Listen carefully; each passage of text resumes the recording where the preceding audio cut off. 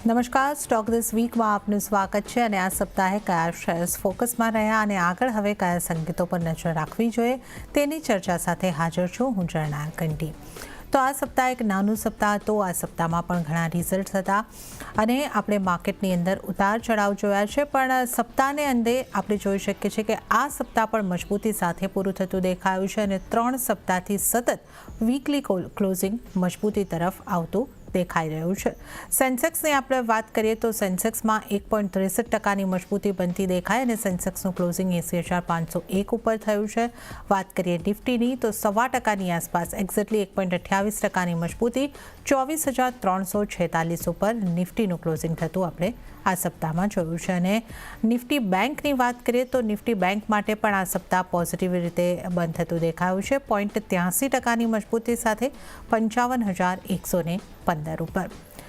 અને આની સાથે આપણે મિડ કેપની જો વાત કરી લઈએ તો મિડ કેપમાં પણ 5% મજબૂતી રહી, ક્લોઝિંગ 53,705 ઉપર થયું. પણ સ્મોલ કેપમાં થોડું દબાણ બનતું દેખાયું છે 0.64% અને 16,441 ઉપર સ્મોલ કેપનું ક્લોઝિંગ થતું જોવા મળ્યું છે. આ સપ્તાહમાં આપણે કયા સ્ટોક્સ સેક્ટર્સની પહેલાં વાત કરી લઈએ. સેક્ટર્સમાં કઈ રીતની ચાલ રહી તો આ સપ્તાહમાં વધનારા સેક્ટર જે રહ્યા એ છે ડિફેન્સ સેક્ટર, જ્યાં લગભગ 6%ની મજબૂતી બની છે. ત્યારબાદ ઓઇલ એન્ડ ગેસ 4.38%ની મજબૂતી, રિયલ્ટી 2.58% મજબૂત થયું અને ઇન્ફ્રા સેક્ટર પણ 2.39% જેટલું મજબૂત થતું આપણને જોવા મળ્યું છે. હવે આ સપ્તાહના ઘટનારા સેક્ટર્સ જ્યાં દબાણ બન્યું એવા સેક્ટર ઉપર નજર કરી લઈએ. નિફ્ટી મીડિયાની અંદર 1.71%નું દબાણ બનતું દેખાયું છે. કન્ઝ્યુમર ડ્યુરેબલ્સમાં પણ લગભગ 1% દબાણ બન્યું છે. મેટલની અંદર 0.60%નું આ સપ્તાહમાં દબાણ બન્યું તો એફએમસીજીમાં 0.5% જેવું દબાણ આ સપ્તાહની અંદર બનતું જોઈ શકાયું છે.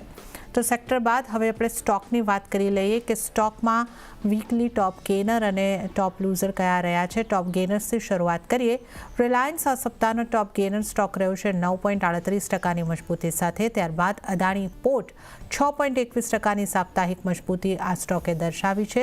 મારુતિ સુઝુકીએ પણ 6%ની મજબૂતી દર્શાવી છે અને બીએલએ પણ 4.62%ની મજબૂતી આ સપ્તાહ દરમિયાન દર્શાવી છે. હવે આ સપ્તાહના ટોપ લૂઝર કાઉન્ટર પર નજર કરી લઈએ. શ્રીરામ ફાઇનાન્સમાં 7.78%નું દબાણ આ સપ્તાહમાં બન્યું.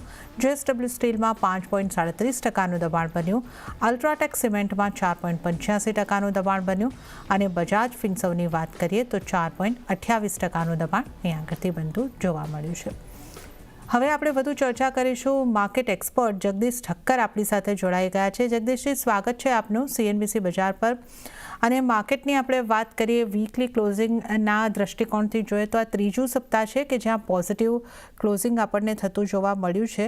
અને નિફ્ટીની જો આપણે વાત કરીએ તો એ 24,300 24,400ની રેન્જમાં જ આપણને રહેતું દેખાયું છે. હવે આ સપ્તાહનું ક્લોઝિંગ પણ આ રેન્જની અંદર જ છે 24,346 ઉપર. તો આવતા સપ્તાહ માટે આપને નિફ્ટીની ચાલ કઈ રીતની લાગી રહી છે? ગુડ ઇવનિંગ યુના. જે રીતે છેલ્લા 2 કે 3 સપ્તાહથી આપણે માર્કેટનો એક ટ્રેન્ડ જોઈ રહ્યા છે, ખાસ કરીને 22 એપ્રિલ પછી જે જાતની ઘટના પહેલગામમાં બની એ પછી જે સરકારના નિવેદનો આવ્યા અને જે જાતની સમાચારો આપણે વારંવાર ટેલિવિઝન પર કે રેડિયો પર કે ન્યૂઝપેપરમાં જોઈએ છે, એ વસ્તુથી એક વસ્તુ તો ચોક્કસ છે કે એવરી ડે જે રીતે પસાર થાય છે ત્યારે કોઈક ને કોઈક ભીતિ ચોક્કસ છે. અને એમાં વિશેષ કરીને જો વચમાં રજા આવતી હોય તો ચોક્કસ બજાર થોડું ઘણું નર્વસ હોય છે. છેલ્લા તમે લગભગ 7-8 દિવસથી ઓબ્ઝર્વ કરજો કે શરૂઆત જ્યારે બજારની થાય છે ત્યારે બજાર લગભગ ઉપરની તરફ જ હોય છે અને પછી ધીરે ધીરે at the end of the day બજારનું લગભગ પ્રોફિટ બુકિંગ આવે છે, અથવા તો જે લોકોએ લોંગ પોઝિશન કરી હોય છે એ લોકો વાઇન્ડ અપ કરી દેતા હોય છે અથવા તો સામે હેજ કરવાની કોશિશ કરતા હોય છે. આપણે જાણીએ છીએ કે ઘણા બધા ફેક્ટરો અત્યારે બજારની અંદર આપણી સામે અને આપણા ફેવરમાં પણ છે. અમેરિકા તરફથી તમે જુઓ તો સારા સંકેતો છે, કારણ કે જે રીતે ટ્રમ્પ સાહેબે થોડી ઘણી જાહેરાત કરી છે એમાં મુખ્યત્વે તો એણે ઓટોમોબાઈલ પર જે વાત કરી ટેરિફની, કે જે કમ્પોનન્ટ્સ એ પોતાના દેશમાં ઇમ્પોર્ટ કરે છે અને બીજા દેશ સપ્લાય કરે છે એમાં એ થોડું કન્સેશન આપવા તૈયાર થયા છે.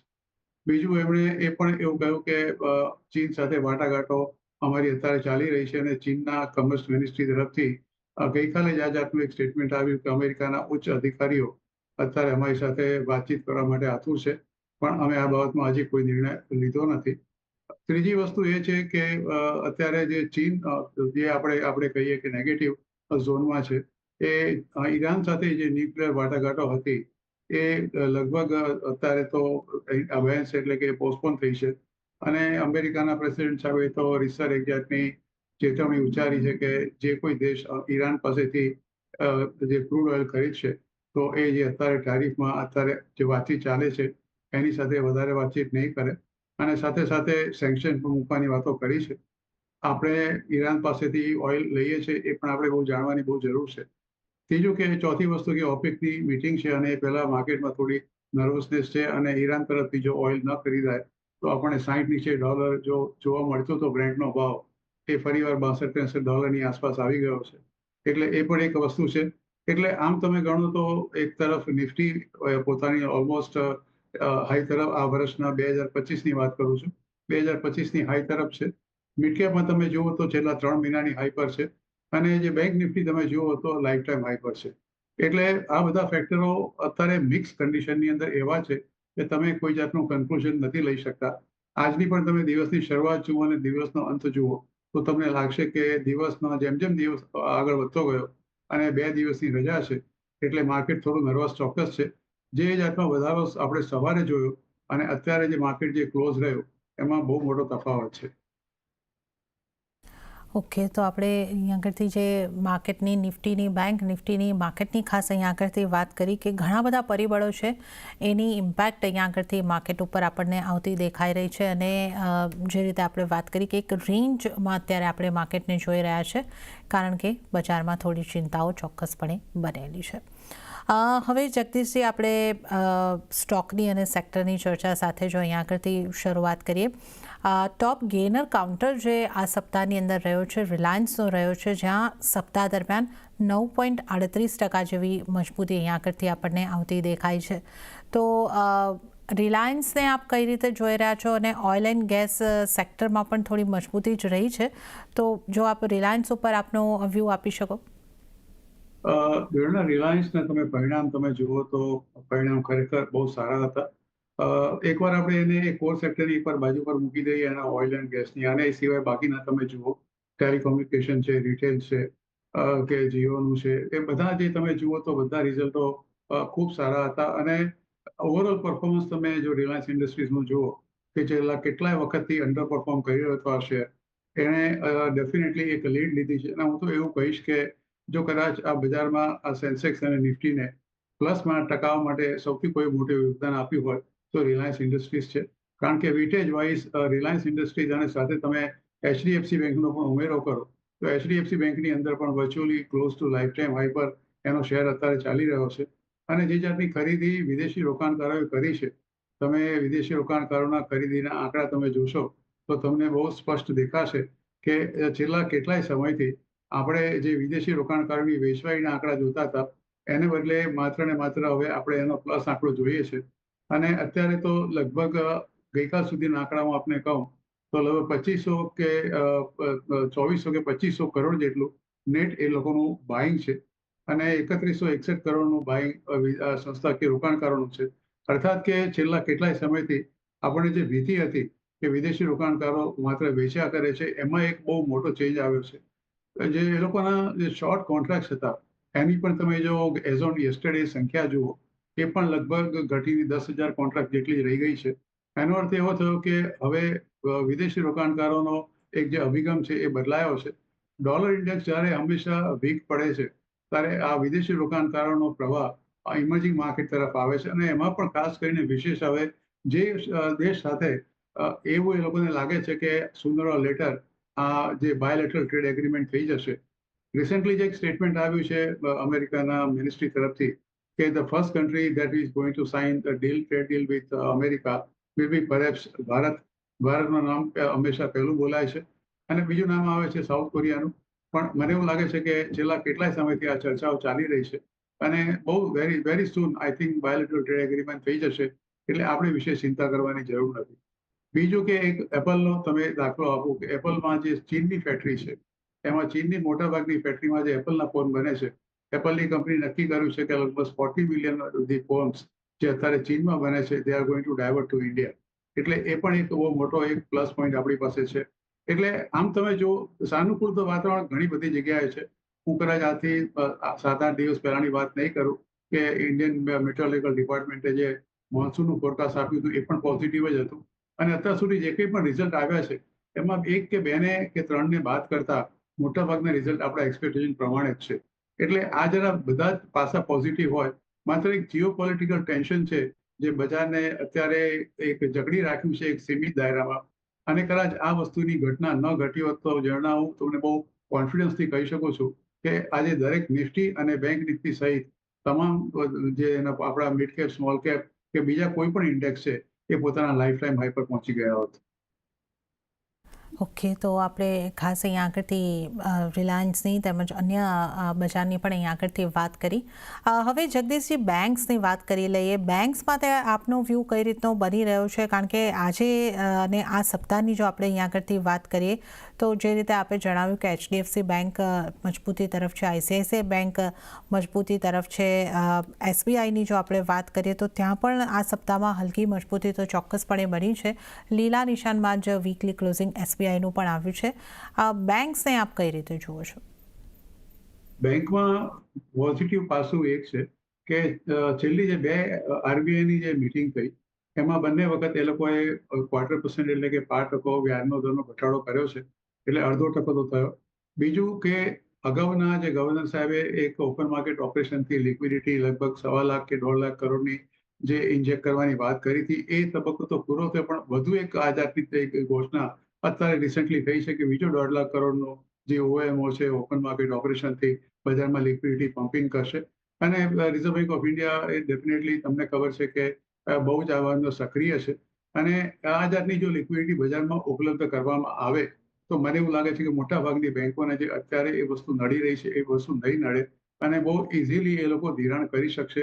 અત્યારે બેંકનું ધિરાણ રિસ્ટ્રિક્ટ એટલા માટે થઈ ગયું હતું કે એ લોકો પાસે પૂરતી મૂડી નહોતી અને ધિરાણ કરવા માટે દે વર વેરી સિલેક્ટિવ કે અમુક જ કંપનીઓને કે અમુક પ્રોજેક્ટને જે લોકો ધિરાણ કરતા હતા, અમુક જે ડિઝર્વિંગ હતા એની પાસે બેંક પાસે મૂડી નહોતી. પણ હવે મને એવું લાગે છે કે પર્યાપ્ત મૂડી બજારમાં અવેલેબલ થવાની છે.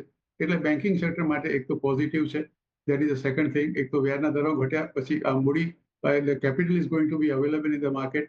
અને ત્રીજું કે અત્યારે બજારમાં જે જાતની છેલ્લા જે આંકડા આવ્યા જે ગઈકાલે આપણે જોયા GST કલેક્શનના, 2,37,000 કરોડનું GST કલેક્શન થયું છે.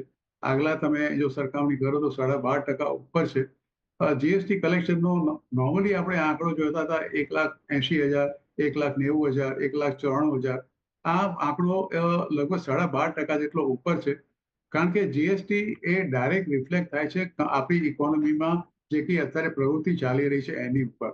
જ્યારે આટલા બધા 2.37 લાખ કરોડનો આંકડો આપણને જોવા મળે એનો અર્થ એવો કે આપણી દેશની ઇકોનોમીમાં અત્યારે રફતાર બિલકુલ યથાવત જ છે.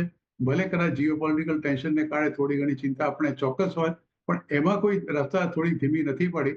અને માર્કેટમાં અત્યારે જુઓ તો તમે લગભગ જે જાતના આંકડા આપણે જોયા, પ્લસ તમે જુઓ કે જે જાતના આંકડા વેચાણના આપણે ઓટોમોબાઈલ્સની અંદર જોયા, તમે ટાટા મોટર્સને વાત કરતા તમે કોઈ પણ આંકડાઓ જોશો, મારુતિ સુઝુકીના આંકડા જુઓ, મહિન્દ્રાના જુઓ, તમે અશોક લેલેન્ડના જુઓ, આઈશર મોટર્સના જુઓ, TVS મોટર્સના જુઓ કે હોન્ડાના જુઓ, તો બધા જ આંકડા તમને ઉપરની તરફ વેચાણના દેખાશે.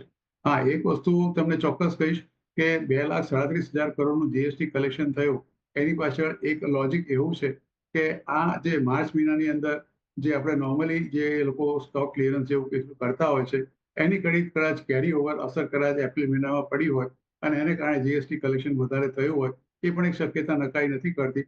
પણ even if that is so, the fact remains કે એટલું વેચાણ થયું હશે તો જ આટલો GST કલેક્ટ થયો હશે. એટલે એ પણ એક જમા પાસું આપણી પાસે છે. એટલે ઇકોનોમીની રફતાર તો હું નથી માનતો કે કોઈ જાતની ધીરી પડી હોય. હા, કોઈ સેક્ટર વાઇઝ તમને કોઈ જગ્યાએ કોઈ સેટબેક થોડા દેખાતા હોય એ જુદી વસ્તુ છે. પણ ઓવરઓલ તમે એક જીઓપોલિટિકલ ટેન્શનને બાદ કરો તો I think we are absolutely on right track.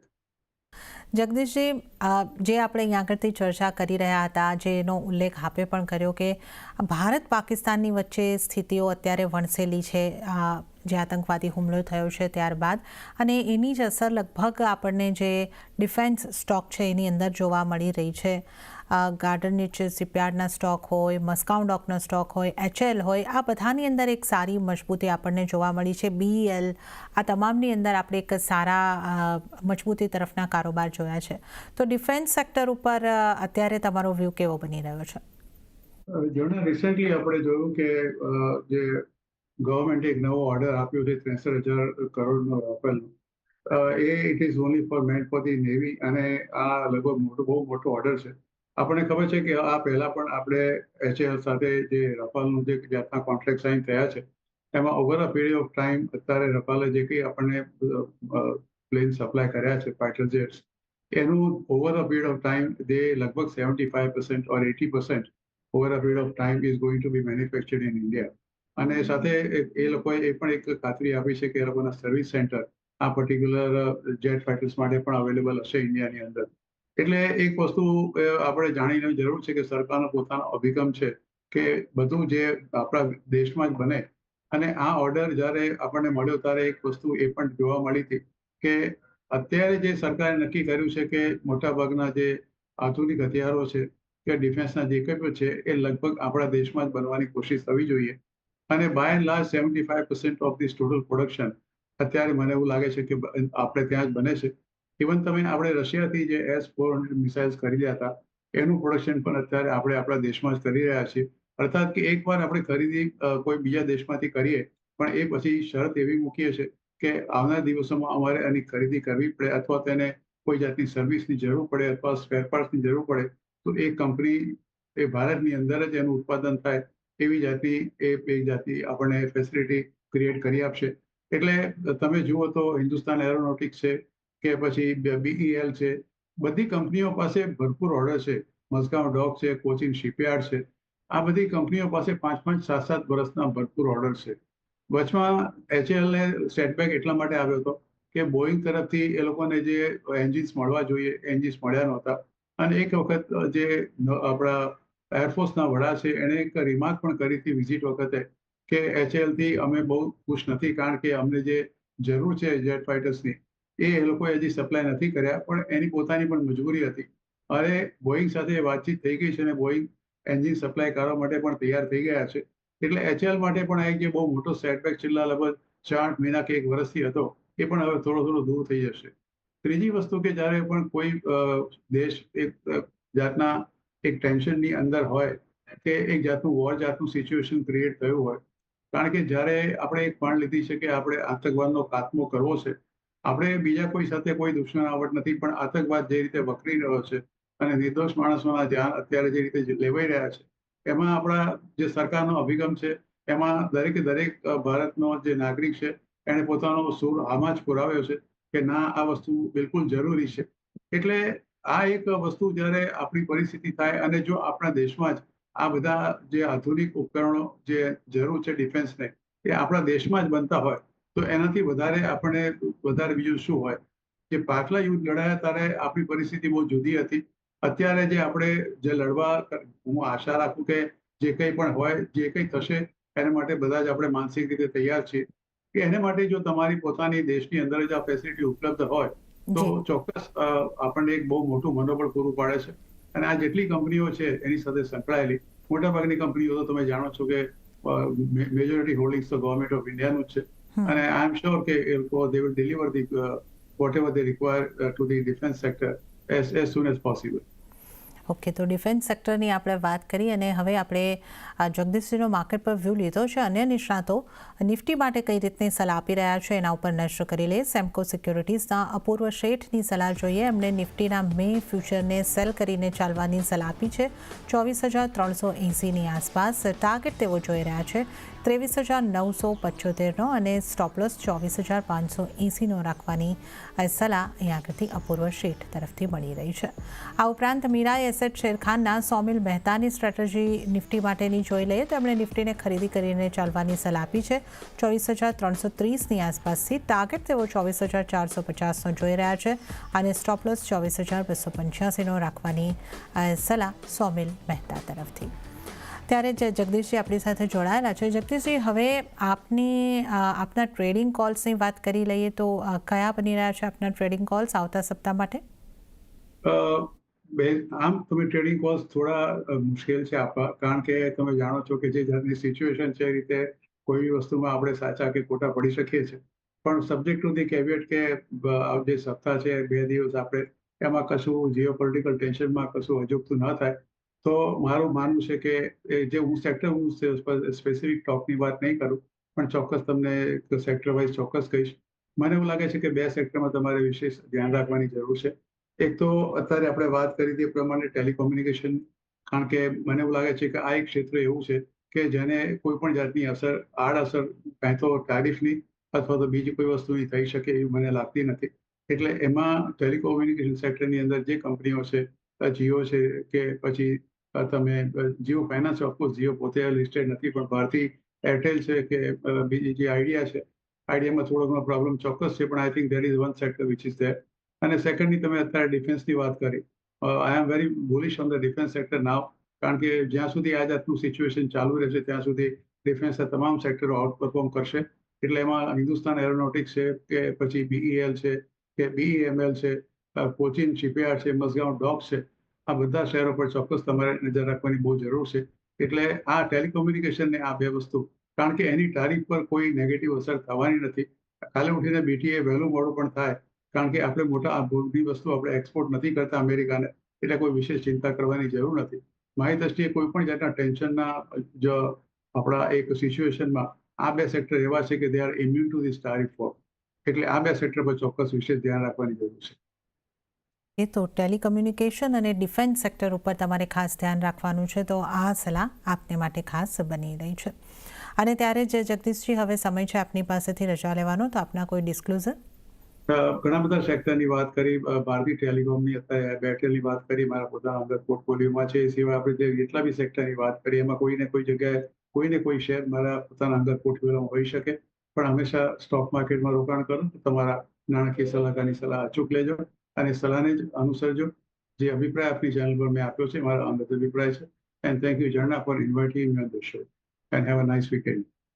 જી જગદીશજી, આપનો આભાર અમારી સાથે આ શો ઉપર જોડાવા બદલ અને તમામ માર્કેટ અંગે અને તમામ સેક્ટર્સ અંગે વાત કરવા અંગે. તો આ સાથે જ સ્ટોક ધીસ વીકમાં હાલ પૂરતું આટલું જ. હાલ મને આપશો રજા, પણ વધુ અપડેટ અને સમાચારો માટે આપ જોતા રહો CNBC બજાર. નમસ્કાર.